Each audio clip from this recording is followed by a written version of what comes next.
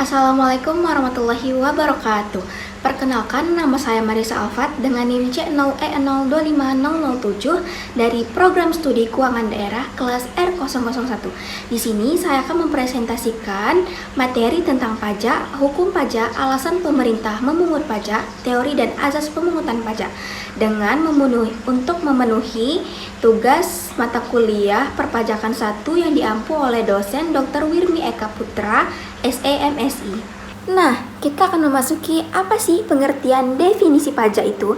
Definisi pajak menurut Undang-Undang tentang Ketentuan Umum dan Tata Cara Perpajakan Pasal 1 Ayat 1 adalah pajak itu kontribusi wajib kepada negara yang terutang oleh orang pribadi dengan bersifat memaksa, dengan tidak mendapatkan imbalan secara langsung dan digunakan untuk keperluan negara bagi sebesar-besarnya kemakmuran rakyat. Dari definisi tersebut dapat disimpulkan pajak memiliki beberapa unsur-unsur. Yang pertama, iuran dari rakyat kepada negara.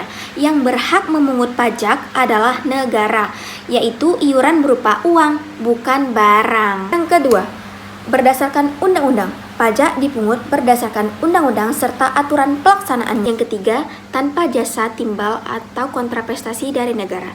Dan yang keempat, digunakan untuk membiayai rumah tangga negara, yaitu pengeluaran-pengeluaran yang bermanfaat bagi masyarakat luas. Lanjut, di sini kita akan membahas hukum pajak. Dengan catatan, hukum pajak mengatur hubungan antara pemerintah yang sering disebut fiskus selaku pemungut pajak dengan rakyat yang disebut sebagai wajib pajak. Nah, hukum pajak juga disebut dengan hukum publik karena dia mengatur hubungan pemerintah dengan rakyatnya. Ada dua macam hukum pajak. Yang pertama, hukum pajak material, yaitu yang memuat norma-norma yang menerangkan tentang keadaan perbuatan, seperti perbuatan hukum yang dikenai pajak, siapa yang dikenakan pajak, dan berapa pajak yang dikenai. Segala sesuatu tentang timbul dan hapusnya utang pajak, dan hubungan hukum antara pemerintah dengan wajib pajak. Contohnya, Undang-Undang Pajak Penghasilan. Yang kedua, ada hukum pajak formil, yaitu yang memuat bentuk atau tata cara yang mewujudkan hukum material menjadi kenyataan. Next, yaitu materi alasan pemerintah memungut pajak. Yang pertama, ada fungsi finansial atau budgeter.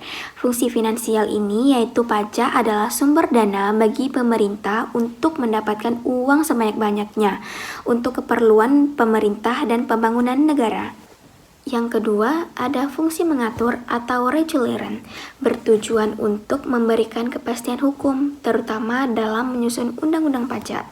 Yang ketiga, ada fungsi alat penjaga stabilitas, yaitu bertujuan untuk menjaga nilai tukar rupiah dan menjaga agar defisit perdagangan tidak melebar.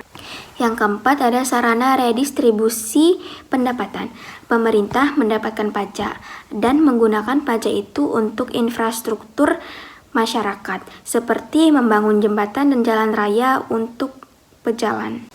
Nah, kita ada selanjutnya materi alasan pemungutan pajak.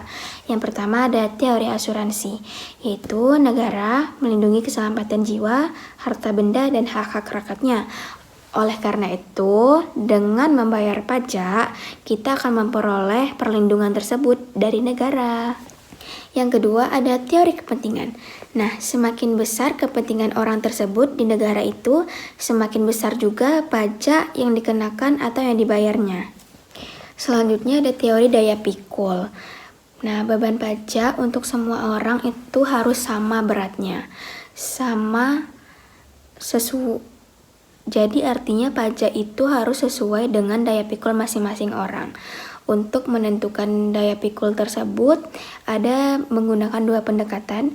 Yang pertama ada unsur objektif, yaitu melihat besarnya penghasilan atau kekayaan yang dimiliki seseorang. Yang kedua ada unsur subjektif, yaitu dengan memerhatikan besarnya kebutuhan material yang harus dipenuhi. Misalnya ada Bapak Udin dan Bapak Asep. Nah, dua-duanya ini memiliki penghasilan 100 juta, tetapi Bapak Udin memiliki 2 anak dan 1 orang istri. Sedangkan Bapak Asep, dia hanya tinggal 1 orang sendirian, gak mempunyai tanggungan. Dan PPH atau pajak penghasilan itu Bapak Udin hanya sedikit yang ditanggungnya atau yang dikenakannya karena dia memiliki banyak kebutuhan material yang ditanggung. Sedangkan Bapak Asep ini sendirian, jadi pajak penghasilannya kena PPH itu lebih besar daripada Bapak Udin karena sendirian. Yang keempat ada teori bakti. Maksud dari teori bakti ini, masyarakat atau rakyat harus sadar bahwa dia harus wajib membayar pajak. Selanjutnya ada teori asas daya beli. Artinya menarik daya beli rumah tangga masyarakat ke rumah tangga negara. Selanjutnya negara akan menyalurkan dana tersebut dengan bentuk pemeliharaan kesejahteraan masyarakat. Lanjut, materi asas pemungutan pajak. Yang pertama ada asas domisili atau asas tempat tinggal.